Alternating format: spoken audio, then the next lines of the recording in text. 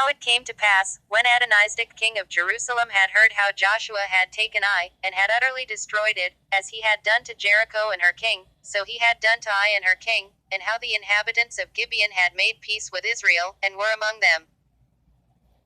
that they feared greatly, because Gibeon was a great city, as one of the royal cities, and because it was greater than Ai, and all the men thereof were mighty.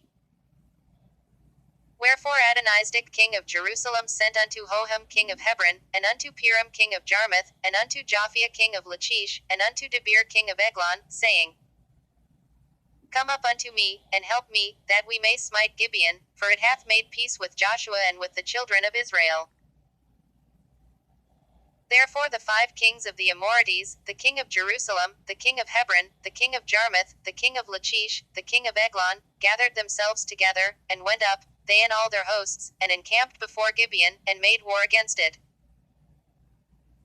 And the men of Gibeon sent unto Joshua to the camp to Gilgal, saying, Slack not thy hand from thy servants, come up to us quickly, and save us, and help us, for all the kings of the Amorites that dwell in the mountains are gathered together against us. So Joshua ascended from Gilgal, he, and all the people of war with him, and all the mighty men of valor.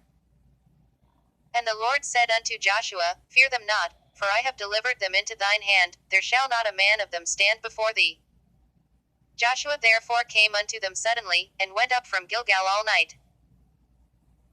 And the Lord discomfited them before Israel, and slew them with a great slaughter at Gibeon, and chased them along the way that goeth up to Bethhoron, and smote them to Azekah, and unto Makkedah.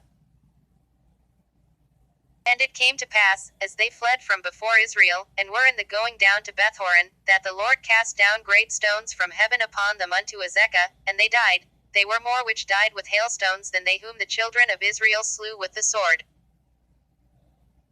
Then spake Joshua to the Lord in the day when the Lord delivered up the Amorites before the children of Israel, and he said in the sight of Israel, Sun, stand thou still upon Gibeon, and thou, moon, in the valley of Ajalon. And the sun stood still, and the moon stayed, until the people had avenged themselves upon their enemies.